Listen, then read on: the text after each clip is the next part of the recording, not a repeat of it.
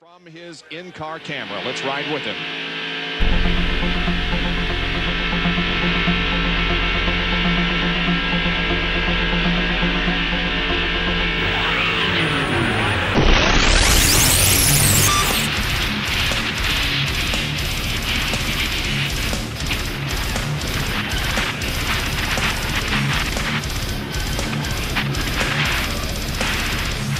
Now with Mark Martin.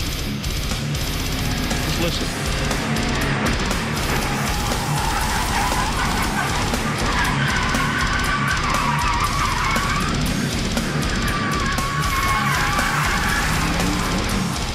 And his windshield looks just like our camera lens there. He's coming off turn 2. He gets a little nudge right there, gets sideways, goes down the back straightaway, turns in, another nudge. This one takes him out.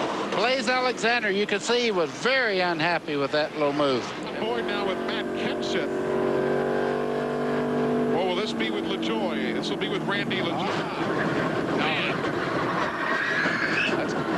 Now he clearly had a right front tire flat. He was right the first time, Matt Kenseth.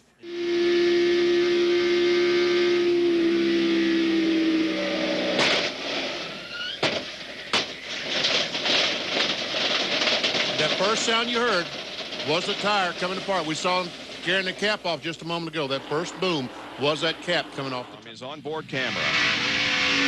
Let's just listen. This is going through the X's.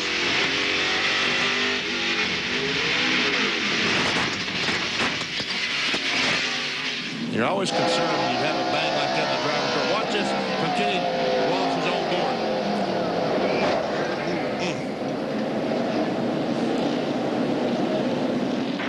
Jerry Punch did a track fact, I think it was in Atlanta, where he showed the chassis on this underneath the sheet metal.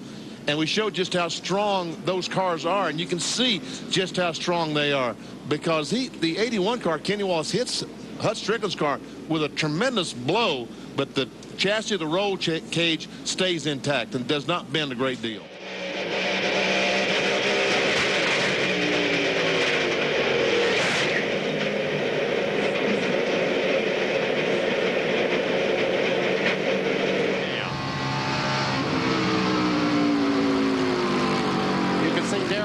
Getting the back of Hut Strickland. Earnhardt hit his own race car. Hit Darrell Walter. Couldn't help it, of course. Wow, you can see the headrest right up here. It bent it way over. Thank goodness it was there. You can see such a violent crash in there as he goes up into the outside wall there with the right side of the car. Coming off turn 4 at the very top of your screen. Steve Parks, something happened to the right front, in the wall hard twice, and then he comes across, hits the wall once again. He will go across the infield grass. And folks, this happened about a half mile ago, 3/4 mile ago. Look at the impact with the inside retaining wall. He was taken to the hospital, broken femur, other bones. Jerry Punch, what's the latest? Another replay. Watch as he goes. Watch that left front wheel just leave. Phil Parsons said, wow, look at that, as he goes by. See, Tim Feeder would just, Kyle, he just thinks it's a brake because he went down the corner. He hit the brake pedal. There's nothing there. He thinks something happened to the brakes. He doesn't realize that he did, in fact, ooh, he has no, watch this tire now. Now, that's adding no insult to injury. You know, I mean, that is really the ultimate right there. And that did the biggest. You can just see it pouring out of there, and they want me to make a bad joke about Hot Wheels and hot fluid, but I'm not the kind of guy that would do that. Good for you, Bill. Guys, I'm telling you, if that fluid hits skin, it just takes it with it as it goes, as it hits. It's not a car anymore. That's deeper than some of Benny's golf balls when he gets in the sand trap. That's right. The other tried to get the sand out of the way so they can drag him out. This is not the preferred line, but he gets a good run. He's a head down towards the back straightaway. Oh, trouble. Kenny Irwin Jr. and Terry Labonte. They spin against the inside wall. Kenny Irwin Jr. and Terry Labonte, who then comes back off the wall directly in front, I believe, of Bill Elliott. Yes, it is. Bill got right on the binders, and look at why Terry's on fire. Got problems. Big fire time out problems. the back. He's going to leave in a hurry. Got to get out of there. Oh, yeah. Apparently the fuel line, or maybe the fuel cell itself, rupturing as he impacted that inside wall, and clearly you can see Terry's just fine. Well, put 2 wheels below the white line there to get under Bobby Labonte and take over second spot. What a drive. Jeff Gordon happening. Jeff Gordon has broken on the white flag lap. Jeff Gordon has broken on the white flag lap. They are racing for the win here in the Winston. They're racing for the win in the Winston. Mark Martin leads. Bobby Labonte is second. They are coming to the checkered flag. Eli, I told you they were catching him. I noticed it. All of a sudden, Jeff Gordon was off. Maybe the engine miss he talked about earlier has struck. Mark Martin wins his first career Winston. Unbelievable. Remarkable. And Jeff Gordon's car limping at maybe 20 miles an hour around the racetrack.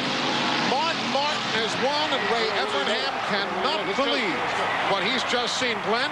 Well, we'll ask him, Ray. Did he say what happened? Says it's acting like it ran out of gas, so I don't know. I find that hard to believe, but we'll have to find out. Just inside of the final 100 miles.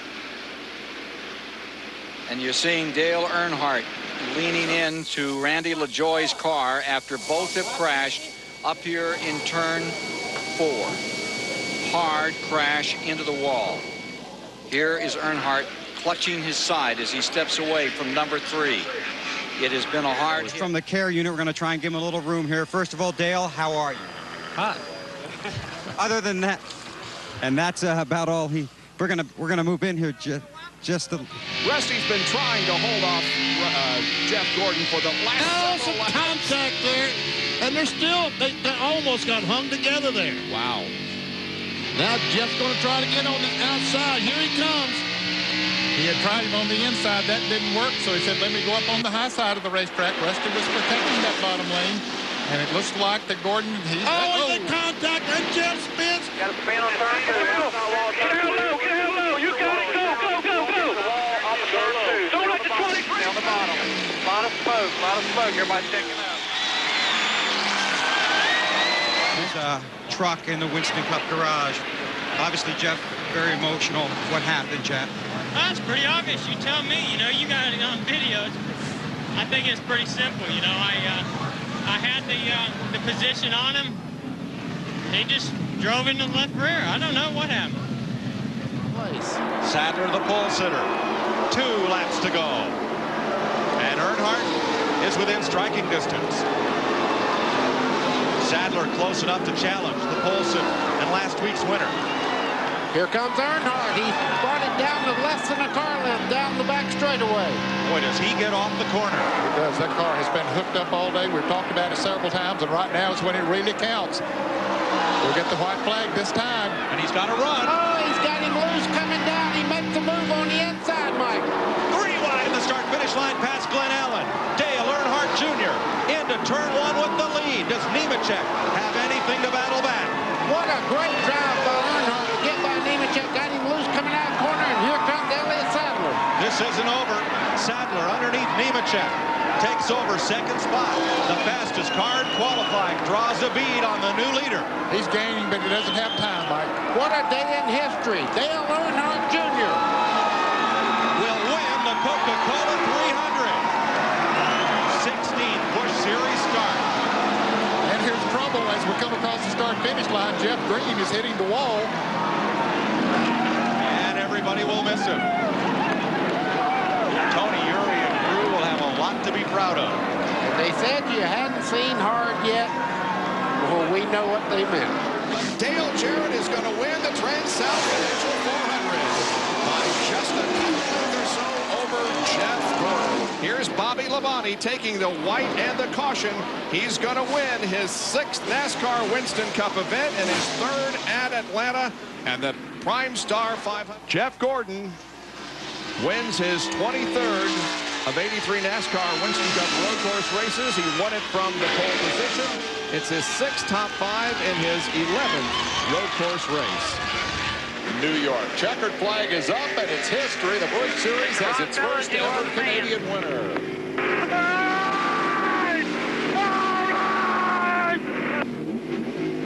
He's pretty excited.